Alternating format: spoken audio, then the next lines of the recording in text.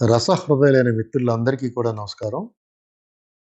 ఈరోజు ఐతిహ్యమాల కేరళ జానపద కథల్లో 27వ కథ చెప్పుకుంటున్నాం. ఈ కథ పేరు సూర్యకాలడి ప్రతీకారం కథ. నిన్న కథలో సూర్యకాలడి అనే పేరు ఆ వంశానికి ఎలా వచ్చింది అన్నది మనం తెలుసుకున్నాము. అందులో ఆ పిల్లవాడైన భట్టాత్రికి సూర్యుడు ప్రత్యక్షమయ్యి ఒక గ్రంథాన్ని బహూకరిస్తాడు. ఆ గ్రంథంలో ఉన్న విద్యలన్నీ క్షుద్ర విద్యలతో సహా అన్నిటినీ కూడా ఆ పిల్లవాడు నేర్చుకుని చాలా గొప్ప పండితుడైపోతాడు. అంతవరకు మనం చెప్పుకున్నాం. అంచేత అప్పటినుంచి ఈ సూర్యకాలడి ఇల్లం అంటే ఇల్లు. ఈ సూర్యకాలడి ఇల్లము యక్షిణి, పిశాచాలు, బ్రహ్మరాక్షసులు పట్టి పీడించే వారికి ఒక శరణాలయంలాగా అయిపోయింది. ఎవరు వచ్చి అడిగినా ఆ భట్టాత్రి ఏమీ కాదనకుండా, ఎవ్వరినీ కాదనకుండా వచ్చిన వారందరికీ తన శక్తి మేరకు దెయ్యాల్ని, భూతాల్ని వదిలించేవాడు ఈ సూర్యకాలడి భట్టాత్రి. మలయాళ దేశంలో నలుమూలల నుండి అనేక మంది ఈ సూర్యకాలడి ఇల్లానికి వచ్చేవారు.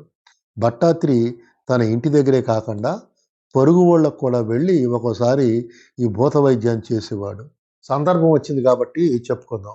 ఈ భూత వైద్యం చేసేవాళ్ళు ఎక్కడుంటారు, ఏంటి?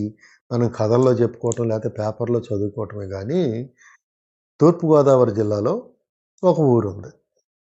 ఆ ఊరి పేరు వడిసెలేరు. అక్కడ భూత వైద్యం బాగా చేస్తారు రంగంపేటకు దగ్గరలో. వాళ్ళెవరో బ్రాహ్మలో లేకపోతే ఇంకొకళ్ళు కాదు. ఒక కమ్యూనిటీ వాళ్ళు, ఫార్వర్డ్ క్యాస్ట్ వాళ్ళే. వాళ్ళు అక్కడ భూత వైద్యం చేస్తూ ఉంటారు ఇప్పటికీ కూడా.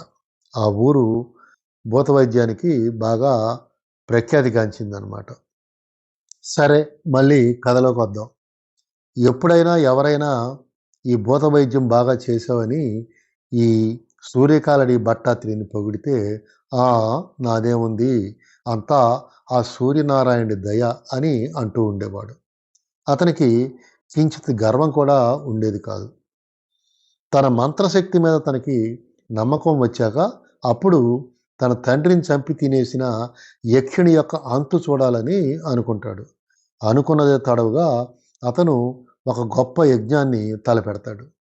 ఆ యజ్ఞానికి కావలసిన సంభారావాలన్నింటినీ కూడా సిద్ధం చేసుకుంటాడు ఈ సూర్యకాలడి భట్టాత్రి.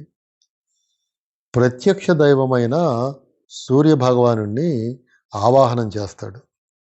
యక్షిణులందరినీ కూడా ఆహ్వానిస్తాడు. ఒక్కొక్క యక్షిణి వచ్చి సూర్య భట్టాత్రి ముందు ప్రత్యక్షమవుతుంది.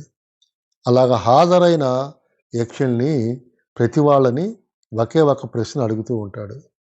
నీవు నా తండ్రిని చంపి భక్షించావా లేదా అని అడుగుతాడు. అడిగి వాళ్ళని బంగారం మీద, దీపం మీద ప్రమాణం చేయమని చెప్తాడు. ఆ యక్షులు అందరూ కూడా ఆ దీపం మీద, బంగారం మీద ప్రమాణం చేసి చెప్తారు, మేము మీ తండ్రిని చంపలేదు, ఆయన్ని భక్షించలేదు అని చెప్పేసి చెప్తారు. బంగారం మీద, దీపం మీద ప్రమాణం చేసి అబద్ధం చెప్పకూడదు అనేది ఒక నియమం. ఇప్పటికి కూడా చాలామంది దీపం మీద ప్రమాణం చేస్తామని చెప్తూ ఉంటారు. ఇంకప్పుడు భట్టాత్రి ఒక్కొక్కళ్ళని వెళ్ళిపోమంటాడు. వాళ్ళు దీపం మీద ప్రమాణం చేసి మేము మీ తండ్రిని చంపలేదు, ఆయన్ని భక్షించలేదు అని ఎప్పుడైతే చెప్తారో అయితే మీరు వెళ్ళిపోండి అంటాడు. చివరికి ఒక యక్షిణి మిగులుతుంది. సూర్య భట్టాత్రి ఆ యక్షిణ్ణి అడుగుతాడు. అడిగితే ఆ అమ్మాయి చెప్తుంది ఏమని, అవును నేనే మీ తండ్రిని చంపాను, భక్షించాను అని భయపడుతూనే చెప్తుంది. ఆ సమాధానం వినగానే భట్టాత్రికి ఎక్కడలేని కోపం వచ్చేస్తుంది. అయితే నేను ఇప్పుడు నిన్ను హోమాగ్నిలో వేసి నాశనం చేసేస్తాను, చంపేస్తాను అని అంటాడు ఈ సూర్యకాలడి భట్టాత్రి. ఓహో, అలాగైతే నేను కూడా నీకు శాపాన్ని ఇస్తున్నాను అని చెప్తుంది ఆ యక్షిణి. నీవు నన్ను హోమగుండంలో వేసి చంపితే నన్ను చంపిన 41 రోజులకి నువ్వు కూడా అసహజ మరణం చెందుతావు అని శపిస్తుంది ఆ యక్షిణి. అప్పుడు భట్టాత్రికి కొంచెం కోపం తగ్గుతుంది. తగ్గిన తర్వాత ఆ యక్షుడిని అడుగుతాడు. దీనికి పరిహారం ఏంటి? దీనికి పరిష్కారం ఏంటి? అని అడుగుతాడు. అప్పుడు యక్షిణి అలువాయి దగ్గరలో ఉన్న తిరువలూరు గుడికి వెళ్ళు. అక్కడ ఉన్న శివుడిని ఆరాధిస్తే నీకు నీవు చేసిన పాపానికి పరిష్కారం లభిస్తుంది అని చెప్తుంది ఆ యక్షిణి. శాపము ఇచ్చింది. అట్లాగే దానికి పరిష్కారాన్ని కూడా చెప్పింది.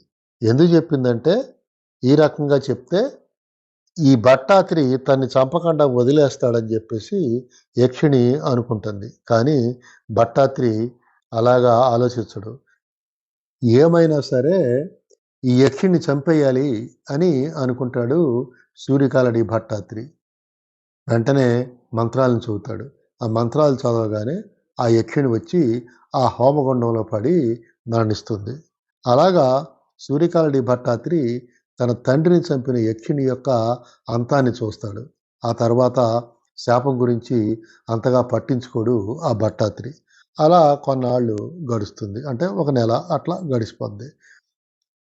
ఈ గడిచిపోయిన తర్వాత ఒకరోజు అతనికి కేరళ రాజ్యంలో మహోదయపురాన్ని రాజధానిగా చేసుకుని చారవంశస్థుడైన పల్లిబాణ పెరుమాళ్ళు అనే ఒక రాజుగారు పరిపాలిస్తూ ఉండేవాడు. ఆయన దగ్గర నుంచి మన సూర్యకాలడి భట్టాత్రికి కబురు వస్తుంది ఒకసారి రమ్మని.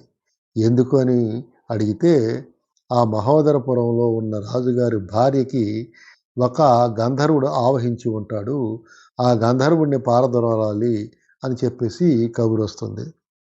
ఈ మహోదరపురమే ఈరోజు కొడంగులూరు అని పిలువబడుతుందనమాట. అక్కడ భగవతి దేవాలయం ఉంది. అది చాలా ప్రసిద్ధిగాంచిన దేవాలయం. పెరుమాళ్ వంశం వాళ్ళు ఆ ప్రాంతాన్ని సుమారు 200 సంవత్సరాల పాటు పరిపాలించారు. ఈ పెరుమాళ్ రాజు గారి భార్యకి ఎప్పటినుంచో ఒక గంధర్వుడు పట్టుకుని పీడిస్తూ ఉంటాడని మనం చెప్పుకున్నాం కదా. ఆ రాణి గారికి పిల్లలు పుట్టకుండా చేస్తూ ఉంటాడు ఈ గంధర్వుడు. గంధర్వుడు పట్టుకుని పీడించడం వల్ల ఆవిడికి గర్భం ధరించిన ప్రతిసారి కూడా గర్భస్రావం జరిగిపోతూ ఉంటుంది. పాపం పిల్లలు పుట్టకుండానే పురిట్లోనే చనిపోతూ ఉంటారు. రాజుగారికి కూడా ఇంకా తనకి పిల్లలు కలగరేమో, కలగకపోతే తన వంశం తనతోనే అంతమైపోతుందని భయం పట్టుకుంటుంది. అప్పుడు రాజుగారు సూర్యభట్టాత్రి గురించి విని ఉన్నవాడు అవటం వల్ల అతనికి కబురు పెట్టి పిలిపిస్తాడనమాట. అప్పుడు రాజుగారి కోరిక మేరకు సూర్యభట్టాత్రి మహోదయపురానికి వెళ్తాడు. అప్పుడు రాజుగారు ఆ భట్టాత్రికి తన బాధ అంతా చెప్పుకుంటాడు. తన వంశాన్ని నిలబెట్టమని వేడుకుంటాడు. భట్టాత్రి ఎలాగైనా సరే రాజుగారికి సహాయం చేయాలి. ఆయన వంశాన్ని నిలబెట్టాలంటే రాణి గారిని ఆవహించిన గంధర్వుణ్ణి అంతం చెయ్యాలని సంకల్పించుకుంటాడు. సంకల్పించుకుని పూజకి ఏర్పాట్లు చేయమని రాజుగారికి చెప్తాడు. రాజుగారు అన్ని ఏర్పాట్లు చేయిస్తాడు. అప్పుడు సూర్యభట్టాత్రి పినియాళ్ళని తీసుకుని రండి అని చెప్తాడు. పినియాళ్ళు అంటే దెయ్యం ఆవహించిన వ్యక్తిని మలయాళ భాషలో పినియాళ్ అని అంటారు. ఆ పినియాళ్ళని తీసుకురమ్మని చెప్పిన తర్వాత ఒక కలోం వేస్తాడు. కలోం అంటే ముగ్గు అనమాట.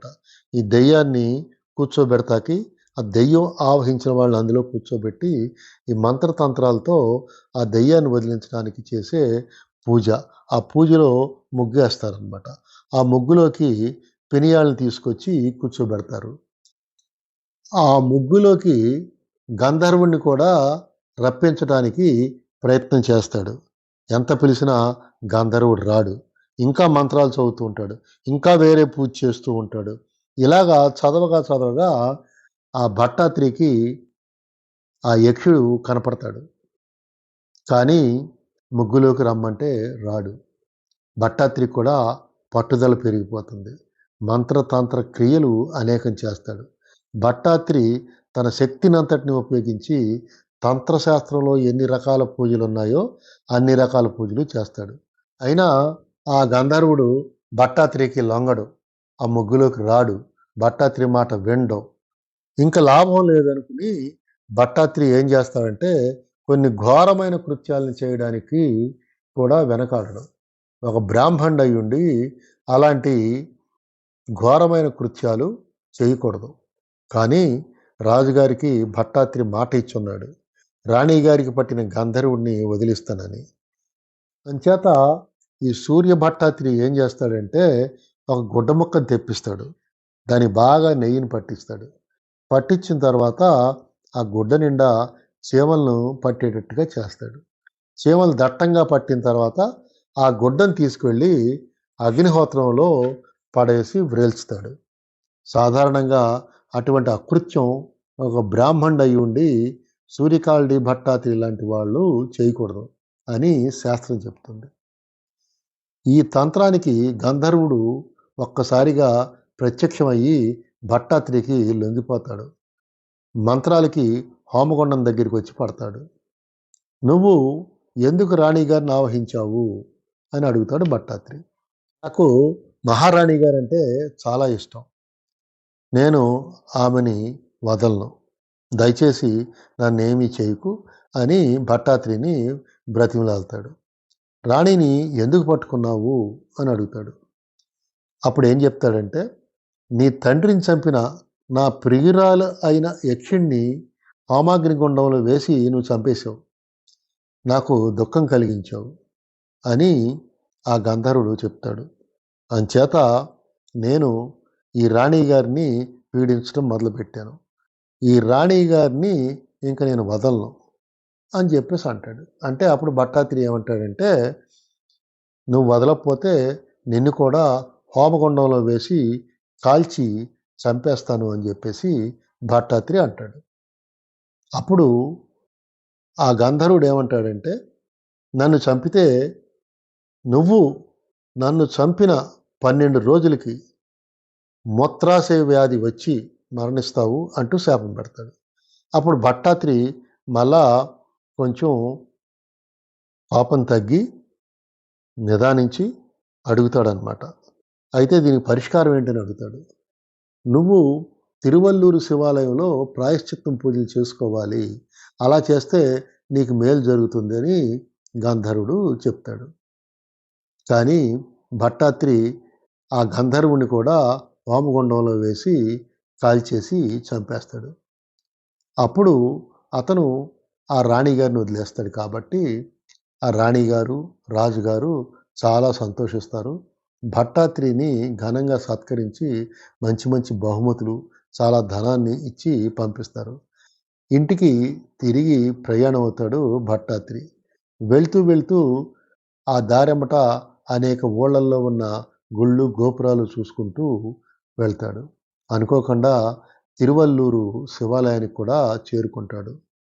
అంతకు ముందు రోజున ఆ తిరువల్లూరు శివాలయంలో ఒక అశరీరవాణి, అంటే అదే ఆకాశవాణి పలుకుతుంది. ఏమనంటే, రేపటి రోజున ఈ గుడి దగ్గర ఒక అసహజమైన మరణం సంభవిస్తుంది, అంచేత మీరు గుడిని ప్రతిరోజు కంటే 3 గంటల ముందుగానే మూసివేయండి అని చెప్తుంది. అసహజమైన మరణం ఏమిటో ఆకాశవాణి పలికిందని చెప్పేసి ఆ రోజు ఆ గుడిని మూసేస్తారు అర్చకులు మరియు ధర్మకర్తలు. ఈ సూర్యకాలడి భట్టాత్రి తిరువల్లూరు శివాలయం దగ్గరికి చేరుకుంటాడు. చేరుకున్న తర్వాత శివుని దర్శనం చేసుకోవాలనే ఉద్దేశంతో ఆ పక్కనే ఉన్న దేవాలయ కోనేటిలో స్నానం చేసి ఆ తరువాత దేవుని దర్శనం చేసుకుందాం అనుకుంటాడు. స్నానం చేసుకుని గట్టు మీదకు వస్తాడు. రాగానే అతనికి మళ్ళా మూత్రం వస్తున్నట్లుగా అనిపిస్తుంది.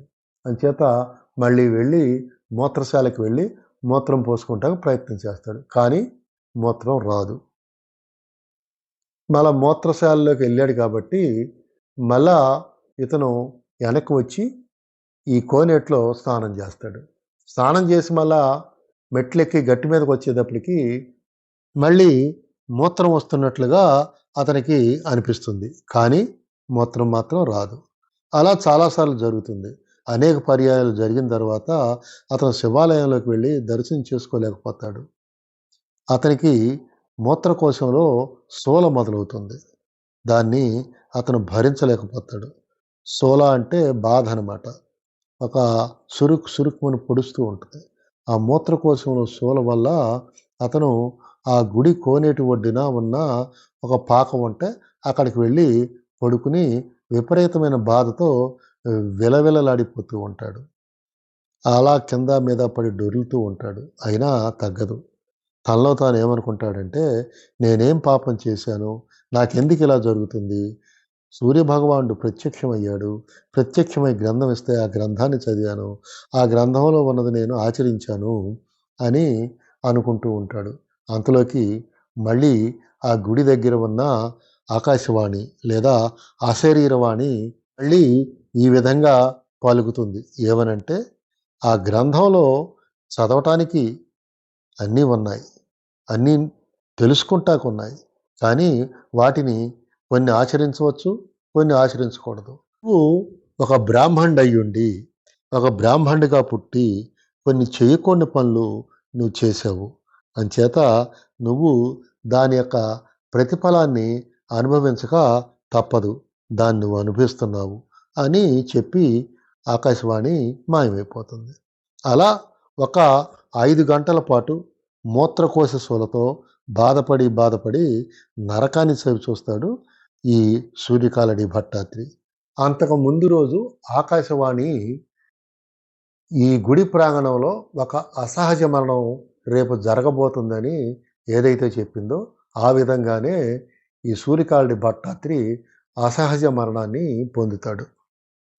అందుకే మన పెద్దలు అనాయాస మరణం పొందాలంటారు. అసహజ మరణం పొందకూడదు. మరణం అన్నది అనాయాసంగా, అంటే ఏ విధమైన ఇబ్బంది లేకుండా చాలా చక్కగా చనిపోవాలి, బాధపడకుండా అని చెప్పేసి అంటారు. దానికే మహామృత్యుంజయ మంత్రం కూడా చెప్తుంది. మహామృత్యుంజయ మంత్రం అంటే మీలో చాలామందికి తెలిసే ఉంటుంది. సుగంధిం పుష్టివర్ధనం ఉర్వారకమివ బంధనాత్ మృత్యోర్ముక్షీయమామృతాత్. అంటే మరణం కూడా సహజంగా రావాలి. ఎంత సహజంగా రావాలంటే ఉర్వారుకమివ బంధనాత్. అంటే ఒక దోసకాయ మొగ్గిన తర్వాత తొడిమి నుంచి ఎంత సహజంగా విడిపోతుందో అంత సహజంగా మనకు వృద్ధాప్యం వచ్చిన తర్వాత మన యొక్క కాయాన్ని వదిలి మన ఆత్మ, మన ప్రాణం వెళ్ళిపోవాలి. అది సహజంగా జరగాలి. అంతేగాని అసహజ మరణం లేదా అకాల మరణం జరగకూడదనే ఈ మహామృత్యుంజయ మంత్రాన్ని మన పెద్దలు మనకి ఇచ్చారనమాట. ఆ మంత్రాన్ని పఠించటం వల్ల అసహజ మరణం కానీ అకాల మరణం కానీ సంభవించకూడదని ఆ మంత్రం యొక్క ఉద్దేశం. అంటే అకాల మరణం, అర్ధంతరపు సావు అంటారు కదా, అటువంటిది రాకూడదు. ఇట్లాగా ఈ అసహజంగా మరణించకూడదు, అనాయాసంగా మరణించాలి. అంటే ఏ విధమైన ఆయాసం లేకుండా సుఖంగా ప్రాణాన్ని కూడా వదిలివేయాలి. అదే గొప్ప అదృష్టం అని చెప్పేసి చెప్తారు పెద్దలు. ఈ సూర్యకాలడి భట్టాద్రి పగ తీర్చుకుందాము, ప్రతీకారం తీర్చుకుందాము అనే ఉద్దేశంతో శాస్త్రాలను అధ్యయనం చేసి ప్రతీకారేష్టితో ఆ యక్షుణ్ణి, ఆ గంధర్వుణ్ణి వీళ్ళందరినీ కూడా అగ్నిలో ఆహుతి చేస్తాడు. వాళ్ళు వేడుకున్నప్పుడైనా వాళ్ళకి బుద్ధి చెప్పి వాళ్ళని వదిలేసి ఉండవలసింది. అంతేగాని ప్రతీకారంతో వాళ్ళని చంపుతాడు కాబట్టి ఈ వాళ్ళ యొక్క ఉసురు తగిలి ఇతను కూడా, అంటే వాళ్ళ యొక్క శాపం తగిలి ఇతను కూడా చాలా అసహజంగా మరణిస్తాడు. అందుకే పెద్దలు కూడా ఏం చెప్తారంటే మనిషికి క్షమాగుణం ఉండాలి అంటారు. క్షమ ఉంటేనే, క్షమించే తత్వం ఉంటేనే మనిషి అవుతాడు అని చెప్తారు. ఆ క్షమించే గుణం లేకపోవటం వల్ల ఈ సూర్యకాలడి భట్టాద్రి ఆ రకంగా చనిపోయాడు. ఇది ఈ కథలో మనం తెలుసుకోవలసిన నీతి. ఇది సూర్యకాలడి భట్టాద్రి యొక్క ప్రతీకారం కథ. ఈ కథ ఇంతటితో సమాప్తం. మిత్రులందరికీ సెలవు. మీ ఆదిశేషు.